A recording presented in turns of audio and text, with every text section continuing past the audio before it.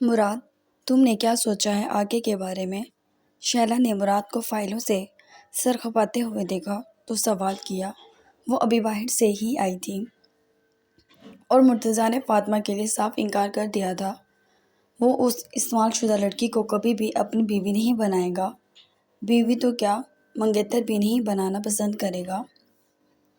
جبکہ مرتضیٰ کی طبیعت سے بھی وہ پریشان تھی اور سہراب کے آ جانے کے بعد تو اور بھی فکر لاحق تھی۔ تبھی مراد سے ہی سوال کر لیا، کس بارے میں بات کر رہی ہو؟ وہ ایک فائل بند کر کے دوسری کھولتے حیران ہی تھے۔ یہ سب ان کے باپ نے کب کیا؟ اسے کانوں کان کی خبر نہ ہو سکی۔ مرتضیٰ اور مراد کے حصے میں تو صرف ایک پلاٹ تھا، جبکہ سہراب کے نام اس کا باپ اپنی تقریباً ساری جائیداد کر چکا تھا۔ اور یہ بات اس کے وکیل نے جب اس کے سامنے رکھی تو مراد کی پیشانی بھیگ گئی۔ اس کی کوشش تھی کہ کسی بھی طرح سہراب تک یہ خبر نہ پہنچے۔ وہ فائلیں پھینک کر سر تھام کر بیٹھ گیا۔ مزید اسے کیا کرنا تھا؟ 100% انہیں ان فائلوں میں سہراب کے سگنیچر کی ضرورت تھی۔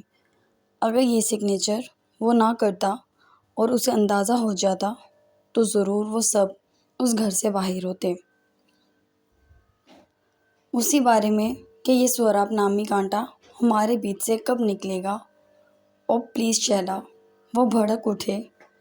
یہاں میرے ہاتھوں میں کچھ نہیں رہا اور تمہیں اپنی ہی اولاد کانٹے کی طرح چبھ رہی ہے۔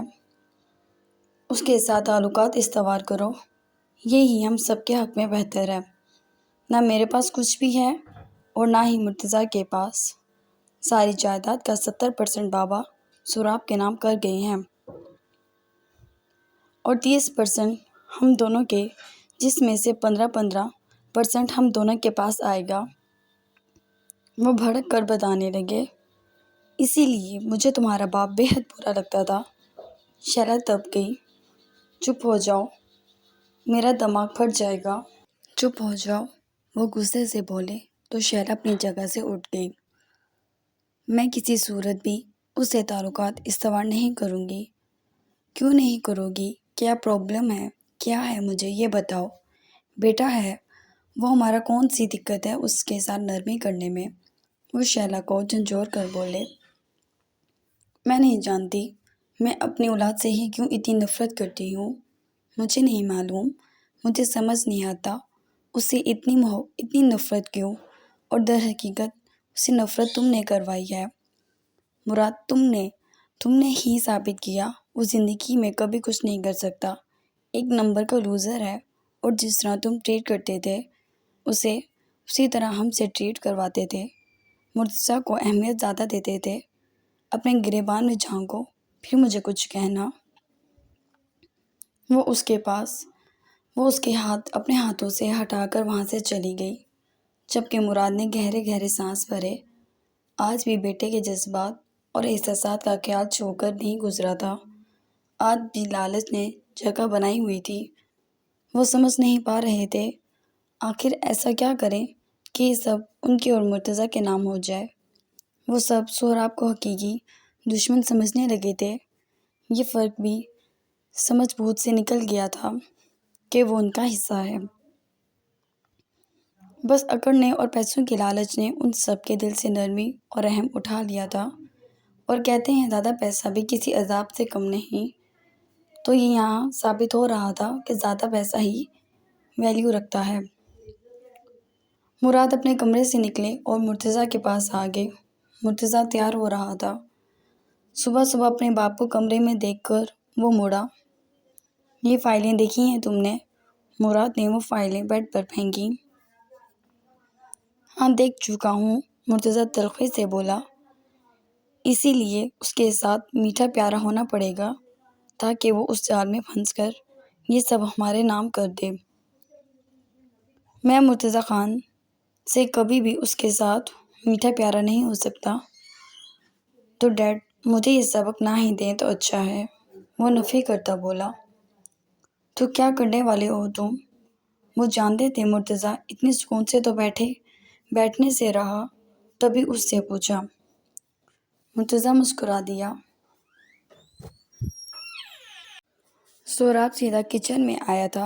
اس کا شور تھا مگر طبیعت اچھی نہیں تھی۔ وہ چپ تھا۔ کل سے ہی دماغ میں بس ایک سوال تھا کہ الینا اسے بنا بتائے کیسے جا سکتی ہے، اور اس کا جواب بھی اس کے پاس نہیں تھا۔ اسے فیور ہو رہا تھا مگر اس بخار کا علاج تو کبھی کسی نے نہیں کیا تھا۔ تبھی وہ خود ہی کچن میں آ گیا۔ کچن میں نوشین آنٹی پہلے سے موجود تھیں۔ آنا ابھی باہر پودوں کو پانی دینے گئی تھی جو کہ کچن کے بالکل ساتھ ہی قطار میں رکھے تھے۔ سوراب نے نوشین آنٹی سے کافی کا کہا تو وہ مڑ کر اسے مسکرا کر دیکھتی کہ اس کی سرخ نظروں سے پریشان ہوتی اس کے پاس آئیں اور اس کی پیشانی کو جیسے ہی چھوا تو گھبرا گئیں۔ بابا تم کو تو بخار ہو رہا ہے۔ کافی دے دیں، وہ بولا۔ کل سے وہ کچھ خاص کھانے کے لیے بھی تیار نہیں تھا۔ ارے کافی سے کب ٹھیک ہوتا ہے، گلے بھی خراب ہوں گے۔ ایک قہوہ بناتی ہے، آنا اس سے بنواتی ہوں۔ کیا آپ اپنی بیٹی کا نام کچھ اور نہیں رکھ سکتی تھیں؟ بار بار آنا کی پکار سے اس کے کانوں میں درد ہو رہا تھا۔ کیوں، آپ کو میرے نام سے کیا دقت ہے؟ وہ کچن کے دروازے میں کھڑی سوال کرنے لگی۔ نوشین نے اور سوراب نے بیک وقت دیکھا تھا۔ آج وہ کچھ سیاہ سی لگی تھی۔ ہاں وہ بلا شبہ خوبصورت تھی مگر آج نظر کا ٹھہراؤ چھین رہی تھی۔ سوراب چند لمحے اسے دیکھتا رہا جبکہ نوشین نے بیٹی کو گھورا۔ تمیز سے بات کرو امی، میں نے تو سوال کیا ہے، وہ معصومیت سے بولی۔ سوراب نے جواب نہیں دیا۔ اس نے نوشین آنٹی کی جانب دیکھا۔ مجھے کافی چاہیے، وہ بولا۔ ہٹیں امی، میں بنا دیتی ہوں، آپ کی طبیعت ویسے بھی ٹھیک نہیں۔ آنا نے ماں کو ہٹایا۔ کل سے ہی وہ تکلیف میں تھی۔ نوشین سر ہلا کر اب بھی ہٹتی کہ سوراب کے صاف الفاظ پر آنا کو مجبوراً پلٹنا پڑا۔ مجھے آپ کے ہاتھ کی پینی ہے، وہ آنا کی طرف دیکھے بنا ہی بولا تھا۔ نوشین آنٹی ایک دم اٹھ گئی۔ البتہ آنا اس کو دیکھتے ہوئے ایک طرف کھڑی ہو گئی۔ وہ وہیں بیٹھا رہا جب تک کافی نہیں بن گئی، اور کافی بنی تو گرم گرم کافی کا گھونٹ پی کر اسے بالکل اچھا احساس نہیں ہوا مگر پہلے سے کچھ بہتر تھا۔ وہ اپنے کام میں مگن تھا۔ آنا اسی کی طرف دیکھ رہی تھی، وہ بھی مسلسل۔ اس نے فرینک ہونے کی کوشش کی تھی مگر سوراب تو بالکل تیار نہیں تھا اسے منہ لگانے کو، جبکہ مرتضیٰ نے اسے بہت کچھ سکھایا تھا اور سوراب کے بارے میں بھی بہت کچھ بتایا تھا، اور وہ اپنی خواہشوں اور ماں کے علاج کی خاطر تیار ہو گئی تھی۔ پھر سوراب کچھ اسے اچھا بھی لگتا تھا۔ اس کا اس کے بہت نزدیک آنا اس دن آنا کے دل میں ابھی بھی کہیں چھپا ہوا تھا، اور جب وہ سوچتی تھی تو اسے کچھ محسوس ہوتا تھا۔ سوراب کافی پی کر اٹھ گیا۔ بیٹا دوائی لے لو، نوشین آنٹی بولی۔ لے لوں گا، وہ کہہ کر وہاں سے جانے لگا کہ نوشین آنٹی نے افسوس سے کہا، کتنی دکھ کی بات ہے، کتنا جوان جہان خوبرو بیٹا ہے مراد صاحب اور شیلا میڈم کا، مگر اسے ایسے نظر انداز کیا ہوا ہے جیسے وہ ستیلا ہو، بچپن سے ہی۔ بس بہت زیادتی کرتے ہیں سوراب بابا کے ساتھ۔ چلو جاؤ، اب یہ دوائی تم دے آؤ، وہ پی لیں گے۔ نوشین آنٹی نے اسے دوائی نکال کر دی۔ آنا ہلکا سا مسکرائی اور سر ہلا دیا۔ ٹھیک ہے، میں دے آتی ہوں۔ ویسے امی، آپ کو پتہ ہے آپ کے سوراب بابا کو کھانے میں کیا پسند ہے؟ وہ پوچھنے لگی۔ ارے وہ ہنسی، وہ تو بچپن سے ہی کھانے کے بے حد شوقین ہیں، انہیں مزیدار چیزیں، پاستا تو بہت ہی پسند ہے۔ فی الحال یہ دے آؤ، جاؤ اور جلدی آنا، ابھی بہت کام پڑا ہے۔ نوشین نے آج کا مینیو دیکھتے کہا۔ شیلا رات میں ہی اگلے دن کا کھانے کا مینیو دے جاتی تھی۔ وہ دیکھنے لگی کہ آج کتنی ڈشز بنیں گی، اور ڈشز کی تعداد دیکھ کر گہرا سانس بھر گئی۔ کہیں بے شمار پیسے نے لوگوں کے دلوں سے خدا کا خوف اڑا دیا تھا۔ اور کہیں پیسے کی بے حد قلت لوگوں کو ترسا رہی تھی۔ وہ کام میں لگ گئی۔ جبکہ آنا باہر نکل گئی اور باہر جانے لگی تبھی مرتضیٰ کی آواز پہ رک گئی۔ وہ مڑی۔ کہاں جا رہی ہو؟ مرتضیٰ نے پوچھا۔ اس وقت وہاں کوئی نہیں تھا، کوئی نظر نہیں آ رہا تھا، اور اگر دکھائی بھی دیتا تو اسے فرق نہیں پڑتا تھا۔ وہ صرف ایک غریب لڑکی کو فقط اپنے مطلب کے لیے کیش کر رہا تھا۔ وہ مرتضیٰ صاحب، میں سہراب صاحب کے کمرے میں جا رہی ہوں یہ دوائی دینے۔ وہ اسے دوائی دکھانے لگی۔ کس لیے دوائی دے رہی ہو؟ مرتضیٰ نے آنکھیں گھما کر دیکھا۔ وہ ان کو بخار چڑھا ہوا ہے، آنا بولی تو مرتضیٰ نے سختی سے اس کے ہاتھ سے دوائی کھینچ لی۔ تمہیں میں نے اسے ہمدردی کا نہیں کہا، اپنے حسن کے جال میں اسے پھنساؤ۔ میرے پاس زیادہ دن نہیں ہے آنا، اور تم جانتی ہو تمہیں پیسے اسی وقت ملیں گے جب یہ 2 فائلیں سائن ہو جائیں گی۔ جتنا لیٹ تم کرو گی وہ تمہاری بوڑھی ماں اتنی زیادہ بیمار ہوتی رہے گی۔ وہ بولا، لہجہ بے حد سخت تھا۔ آنا چپ ہو گئی۔ اسے پیسے تو ہر صورت میں چاہیے تھے، اس کی ماں کا معاملہ تھا۔ جی، اس نے بس اتنا ہی کہا، جاؤ اب، اور مجھے آج کے دن کی رپورٹ ساری رات میں دے کر جانا۔ وہ بولا اور وہاں سے چلا گیا۔ قاسم کی کالز پہ کالز آ رہی تھیں۔ 1 مہینہ ختم ہونے کو تھا اور اب تک وہ کر ہی کیا سکا تھا۔ وہ بس ہتھیلی پہ سرسوں جما لینا چاہتا تھا۔ تبھی اس نے چون کر لڑکی اٹھائی تھی کہ سہراب جیسی لڑکیوں میں انوالو ہوتا تھا تو ضرور آنا میں بھی ہوگا، اور ایسے مرد ایک رات میں ہی سیدھے ہو جاتے ہیں۔ وہ آنا کے حسن کے آگے ایسی 100 فائلیں بھی سائن کروا سکتا تھا۔ تبھی مرتضیٰ نے آنا کو چنا تھا، اور اگر وہ اس کو قابو نہیں کر سکی تو مرتضیٰ کے پاس آخری ایسا حل تھا کہ آنا کے قدموں میں سہراب کو ڈھیر ہونا ہی پڑتا۔ اگر قاسم فورس نہ کرے اسے تو یہ سارے کھیل سکون سے کھیل سکتا تھا۔ وہ باہر نکل گیا، جبکہ دوائی کو دور اچھال دیا۔ اچھا ہے، بیمار ہو کے اسے مر جانا چاہیے، اس کی تیمارداری کا کیا حق بنتا تھا؟ آنا کا دل تو کیا کہ اس کے لیے دوائی لے جائے، مگر مرتضیٰ سے خوف محسوس ہوا تھا کہ اگر اسے پتہ چل گیا تو، مگر اسے بتائے گا کون؟ تب بھی وہ دوبارہ کچن میں آئی اور دوسرے ڈبے میں سے دوائی نکال کر وہ وہاں سے نکل گئی۔ اس کی ماں باہر تھی، نہ جانے کیا کر رہی تھی۔ وہ باہر آئی اور سیڑھیاں چڑھنے لگی، کچھ ڈر بھی رہی تھی۔ اس کے کمرے کے سامنے کھڑے ہو کر اس نے کافی بار یہ بات سوچی، پھر ہمت کر کے وہ نوک کرتی اندر آ گئی۔ وہ لیٹا ہوا تھا، نڈھال تھا، چہرے سے ہی تھکا تھکا سا لگ رہا تھا، آنکھیں بند تھیں۔ سہراب کو اندازہ ہو گیا تھا کہ کمرے میں کوئی آیا ہے۔ آنا کو اس کی جانب دیکھتے کچھ گھبراہٹ محسوس ہوئی۔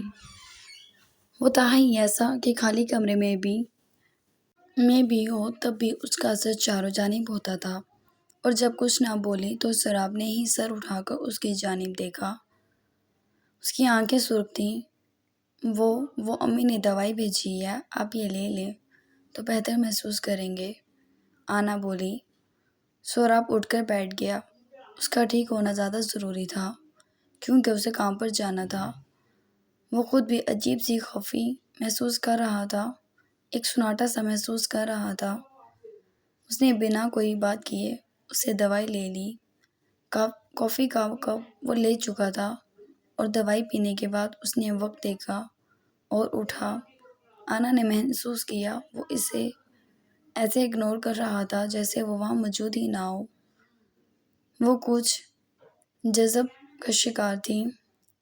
ابھی مرتضیٰ اسے کتنی باتیں سنا چکا تھا۔ وہ شاور لینے جانا چاہتا تھا۔ اپنی الماری کھول کر اس نے کئی کپڑے باہر پھینکے اور ایک اٹھا کے وہ آنا سے بالکل لاپرواہ واش روم میں چلا گیا۔ آنا نے گہرا سانس بھرا۔